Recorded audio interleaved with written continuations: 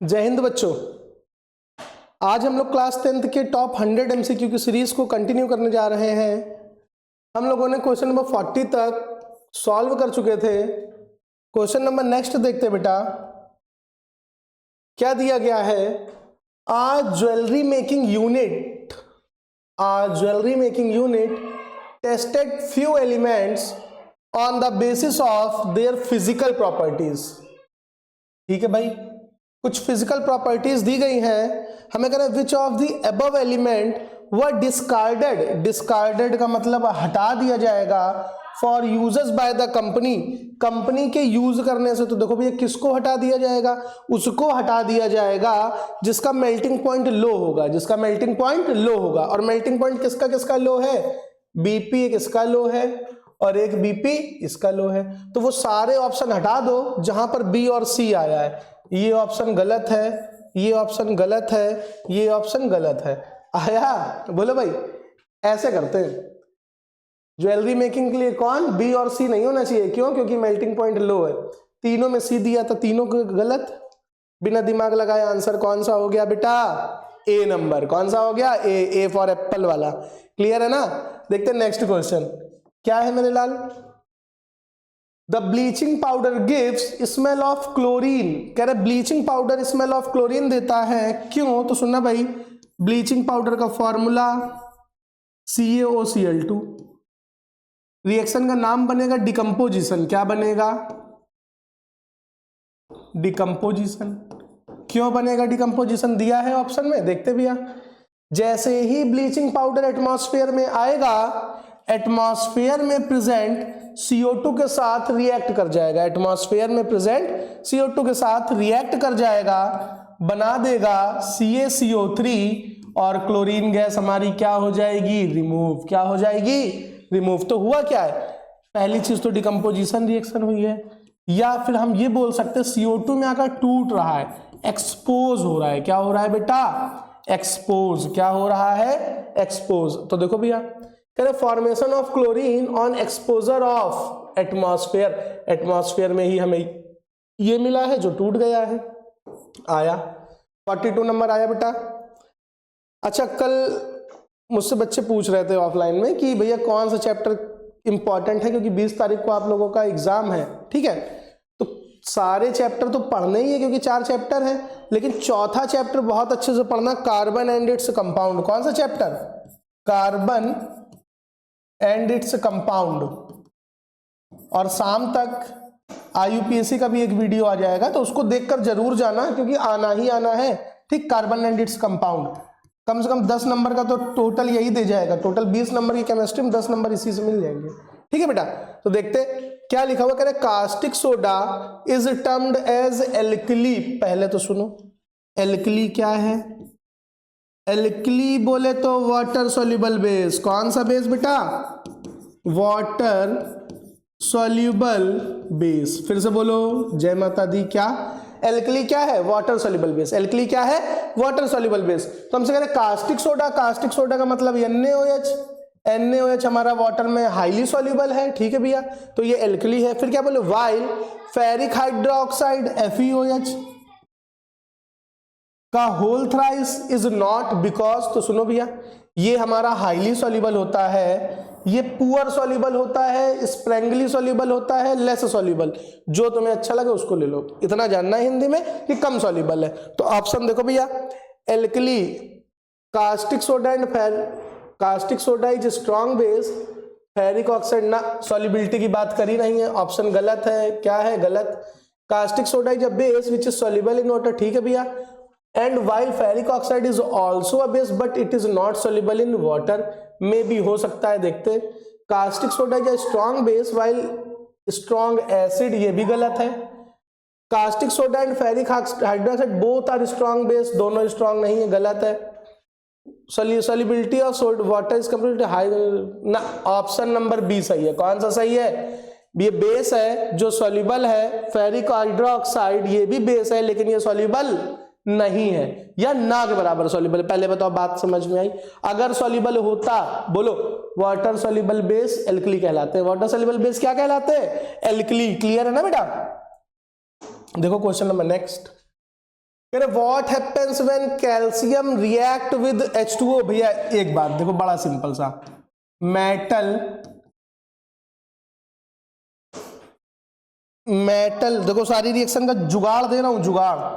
Metal अगर water से react करेगा, मेटल अगर वाटर से रिएक्ट करेगा तो मेटल ऑक्साइड बनाएगा। क्या बनाएगा? Metal oxide. क्या निकाल देगा? Hydrogen gas. क्या निकाल देगा? Hydrogen gas. बात समझ में आई? बोलो भाई, पक्का क्लियर है ना? तो देखो भैया, अब बात आ रही है यहां कि मेटल ऑक्साइड हमारा बना है, हाइड्रोजन निकला है। तो देखो भैया, कह रहे कैल्शियम रिएक्ट विद वाटर, ये था हमारा कैल्शियम, ये था वाटर, कैल्शियम रिएक्ट किया, बन गया CaO और रिमूव हो गई हाइड्रोजन गैस। कौन सी गैस रिमूव हो गई? Hydrogen gas. देखो कह रहे it does not react with water, ना it react less violently with water. ठीक है भैया, bubbles of hydrogen gas formed stick to the surface of calcium. देखो ये भी सही है, ये भी सही है, इसलिए डी नंबर सही है, डी नंबर सही है। क्यों सही है? बातें समझ में आई? क्योंकि हाइड्रोजन गैस भी रिमूव करता है, it react less violently with water, react करेगा लेकिन बहुत वायलेंट रिएक्ट नहीं करेगा। वायलेंट रिएक्ट का मतलब क्या है? अगर आप पानी में सोडियम के टुकड़े को डाल दे तो वैसे बर्स्ट कर जाएगा, वायलेंटली रिएक्ट होगा। नहीं, वायलेंट नहीं होने का देखा होगा शाहिद कपूर की मूवी, वायलेंट का मतलब बड़ी जल्दी रिएक्ट कर जाएगा, फास्ट रिएक्ट कर जाएगा, विगरस कर जाएगा। जबकि कैल्शियम हमारा विगरस रिएक्ट करता नहीं है, वो करता है हौले हौले। कैसे करता है? हौले हौले। बातें क्लियर है ना बेटा? देखो नेक्स्ट क्या बोला गया है? Dash can be used N acid base. Acid base का मतलब एक ऐसा इंडिकेटर बताना है जो एसिड में भी काम करे, बेस में भी काम करे, by visually impaired student. Visually impaired का मतलब उस बच्चे को दिखाई नहीं देता है। उस बच्चे को क्या नहीं होता है? दिखाई नहीं देता। जब बच्चे को दिखाई नहीं देगा तो वो कौन वाला इंडिकेटर यूज करेगा?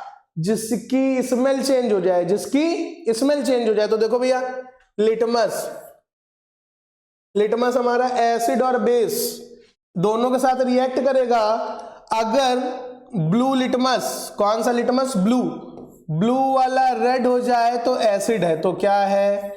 एसिड। बातें क्लियर है? अगर रेड लिटमस ब्लू हो जाए, रेड लिटमस ब्लू हो जाए, रेड लिटमस ब्लू हो जाए तो बेस है। क्या है?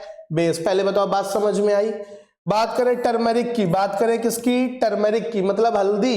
देखा होगा ना भैया मेरे, राखी के बंधन को निभाना, हल्दी में क्या मिलाते हैं? चूना, मतलब कैल्शियम हाइड्रोक्साइड। कैल्शियम हाइड्रोक्साइड क्या है? बेस। तो बेस जब मिलाते हैं तो इसका कलर डार्क हो जाता है, डार्क रेड हो जाता है। कैसा हो जाता है?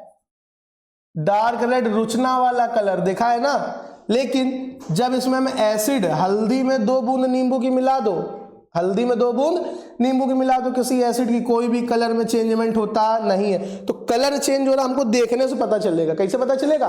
देखने से। पेट्यूनिया लीव्स, ये हमारी एसिड, अगर हम इसको एसिड में ले जाएंगे तो ये रेडिश होने लगती है। कैसी होने लगती है? रेडिश। जबकि बेस में रखने पर डार्क ब्लू होने लगती है। क्या होने लगती है? डार्क ब्लू या वॉयलेट होने लगती है। तो देखो ये तीनों कलर पर बेस्ड है। कलर हमें देखने से पता चलेगा। जो बच्चा विजुअली इंपेयर्ड है, जिसको दिखाई नहीं दे रहा है, वो वेनिला, वो किसका यूज करेगा? वेनिला, अनियन या क्लोव ऑयल, या क्लोव ऑयल। ये सारे क्या होते हैं? एसिड और बेस के साथ अपनी स्मेल कम और ज्यादा कर लेते हैं। पहले बताओ, बातें समझ में आई? क्लियर है? देखते हैं नेक्स्ट क्वेश्चन बेटा। नेक्स्ट क्वेश्चन क्या बोला गया है? आ स्टूडेंट परफॉर्म फॉलोइंग 4 एक्सपेरिमेंट। ठीक है भाई, एल्यूमिनियम CuSO4 के साथ, ZnCuSO4 के साथ, FeCuSO4 के साथ, CuCuSO4 के साथ। ठीक है भाई, तो अगर देखो हम इस वाले टेस्ट ट्यूब की बात करें तो जिंक होगा, CuSO4 होगा, जिंक हमारा क्या कर देगा? पापा है, डिस्प्लेस कर देगा तो बना देगा ZnSO4, और क्या बन जाएगा? कॉपर। कॉपर CuSO4 का सोल्यूशन कैसा होता है? ब्लू। और अब कैसा हो जाएगा? कलरलेस। कैसा हो जाएगा? कलरलेस। बात समझ में आई? अब बात करें इसकी, कह रहे CuSO4 ऐसा तो हो नहीं सकता तुम अपने घर पे अटैक कर दो, वैसे ऐसा हुआ है लेकिन ऐसा यहां तो हो नहीं सकता। क्या CU को डिस्प्लेस करेगा? नहीं डिस्प्लेस कर सकता। कोई रिएक्शन होगी नहीं, कोई रिएक्शन होगी नहीं। अपना बंदा है, अपने वालों के साथ विश्वासघात नहीं करेगा। कल बेटा, कल का बात बताऊं, कल मैं छावा मूवी देख करके आया और इतनी बेहतर मूवी है कि ये समझो कि हम लोगों को अपना इतिहास बताया ही नहीं गया, वरना अगर मूवी ना आती तो कौन जानता था संभाजी महाराज को। कल देख कितना गूज़बम्स आए कि जो शिवाजी महाराज ने स्वराज की एक आंधी चलाई थी, उस आंधी को जिंदा रखने का काम संभाजी महाराज ने किया। तो मैं तो यही बोलूंगा कि सभी लोगों को मूवी देखनी चाहिए, गूज़बम्स आ जाएंगे, आपको पता चलेगा अपनों के बारे में, उस गधे औरंगजेब के बारे में, कितना निर्दयी था, क्या क्या उसने किया। तो मैं सबसे बस ऐसे ही बोलूंगा, लेकिन आप लोगों के बोर्ड्स के पेपर है तो अभी तो नहीं, लेकिन हाँ देख लेना, भैया एक तरह से तुम्हें बोल रहे हैं, ठीक है, होमवर्क के तौर पे कि कर लेना। देखो बेटा, कह रहे CuSO4 और Al, ये था हमारा CuSO4 का सॉल्यूशन। Al ज्यादा रिएक्टिव है, ये क्या बना देगा? Aluminium sulphate. Al2SO4 का होल थ्राइस, कॉपर हो जाएगा अलग, कॉपर क्या हो जाएगा? अब ये बोल रहा है Fe प्लस CuSO4, तो ये क्या बन जाएगा? FeSO4 plus Cu। ये सुनना भाई, जब भी आयरन CuSO4 के सॉल्यूशन में मर्ज किया जाएगा, ये बनने वाला सॉल्यूशन ग्रीन होने लगेगा। कैसा होने लगेगा? Go green. बात समझ में आई? रिएक्शन समझ में आई? सारी रिएक्शन डिस्प्लेसमेंट है, सारी रिएक्शन डिस्प्लेसमेंट है। ऑप्शन पढ़ते हैं, क्या है? कह रहे which of the following observation is correct. ठीक है भैया, the displacement reaction occur in all experiment. कह रहे डिस्प्लेसमेंट सब में हो रहा है, केवल तीसरे वाले को छोड़कर ना, तीसरे वाले में भी तो डिस्प्लेसमेंट हुआ है। पहला ऑप्शन गलत। The solid deposition is observed in experiment first, second, third. कह रहे सॉलिड, देखो भैया Al2SO4, ठीक है, ये हमारा लिक्विड फॉर्म में रहेगा। ZnSO4 सारे सॉल्ट बन रहे हैं, FeSO4 ये भी सॉल्ट बन रहे हैं, लेकिन प्रेसिपिटेट तो यहां कहीं बनने से रहा। तीसरा देखते हैं, the solid deposition is observed in experiment number first and second. कह रहे फर्स्ट और सेकेंड में हो रही है। फर्स्ट एल्युमिनियम वाला, यहां डिकम्पोजिशन होगा, सही है। ZnSO4 वाले में डिकम्पोजिशन होगा, सही है। पहले बताओ ये दो बातें समझ में आई? डिकम्पोजिशन कहां कहां होगा? C वाले में, मतलब पहले वाले में और सेकेंड वाले में। कह रहे the displacement reaction is observed in experiment number 4। क्या 4 में डिस्प्लेसमेंट हुआ है? नहीं। तो ये ऑप्शन गलत, ये ऑप्शन गलत, ये ऑप्शन गलत। सही ऑप्शन C नंबर, सही ऑप्शन C नंबर। रीजन समझ में आया? बोलो भाई, अगला देखते हैं क्या बोल रहे बेटा। Next, the reaction between potassium bromide, potassium का सिंबल K, ब्रोमाइड का Br, react with silver nitrate AgNO3। जब इसका रिएक्ट कराओगे तो होगा क्या? K इसके साथ, Ag इसके साथ, ये रिएक्ट करके क्या बना देंगे? KNO3 और AgBr, KNO3 और AgBr। अगर मैं बात करूं KNO3 AgBr की, यहां हुआ क्या है? इसने इसको डिस्प्लेस किया, इसने इसको डिस्प्लेस किया, डबल डिस्प्लेसमेंट। कौन सी रिएक्शन हुई है बेटा? डबल डिस्प्लेसमेंट रिएक्शन हुई। बातें क्लियर है? पक्का। नेक्स्ट क्या बोल रहे हैं? Aman added few ml of concentrated sulphuric acid, concentrated sulphuric acid to zinc granules. Zinc granules का मतलब जिंक दानेदार वाला है, जितना बड़ा चना होता है उतने बड़े जिंक हैं। जिंक H2SO4 में गया तो ये क्या बना देगा बेटा? ZnSO4, और रिएक्शन कौन से निकल जाएगी? Hydrogen gas. कह रहे which of the following reaction take place when metal zinc react with it. ठीक है भैया, अब देखो सिंपल सी बात समझो, बनेगा क्या? ZnSO4 और H2O। ये सारे ऑप्शन दिए गए, हमें बस एक चीज और देख लेना, यहाँ कुछ ऑप्शन बैलेंस्ड दिए गए। क्या बैलेंस है? H2 दो था, SO4 जिंक बैलेंस है। Option number D, option number D. बाकी कोई भी मैच नहीं हो रहा। रिएक्शन कौन सी हुई है? Displacement reaction. कौन सी हुई है बेटा? Displacement reaction. 49 number, on adding some copper turning, copper turning का मतलब Cu to silver nitrate AgNO3, भैया कॉपर ऊपर आता है, Ag इलेक्ट्रोकेमिकल सीरीज में नीचे आता है, कॉपर छीन लेगा, NO3 को छीन ले गया तो क्या बना दिया, CuNO3 का होल ट्वाइस। Ag बेचारा अकेला रह गया, Ag बेचारा अकेला रह गया। अब कॉपर के 90% जितने भी सॉल्ट बनते हैं सबका कलर ब्लू होता है। कैसा होता है? ब्लू। तो देखो भैया, कह रहा द सॉल्यूशन टर्न्ड ब्लू, बिल्कुल सही बात है। सॉल्यूशन टर्न्ड रेड, गलत। व्हाइट प्रेसिपिटेट, गलत। येलो प्रेसिपिटेट, गलत। ऑप्शन नंबर 49 का ए, 49 का ए। नेक्स्ट बेटा, कह रहे metals are refined by using different method. ठीक है भाई, which of the following metals are refined by electrolytic method. कौन सा मेथड? इलेक्ट्रोलिटिक। भैया याद कर लो, जहां कहीं भी इलेक्ट्रोलिटिक मेथड लगाना होगा फॉर रिफाइनिंग, हम कौन से मेटल लगाएंगे? याद कर लो। क्या याद कर लो? Low reactive metal. कौन से मेटल? Low reactive metal. ऐसे मेटल की हम लोग इलेक्ट्रो रिफाइनिंग करते हैं जिनको गर्म पानी में भी डाल दो कोई असर उन पर ना हो। कैसे? हाकू, अज अज, पटाऊ।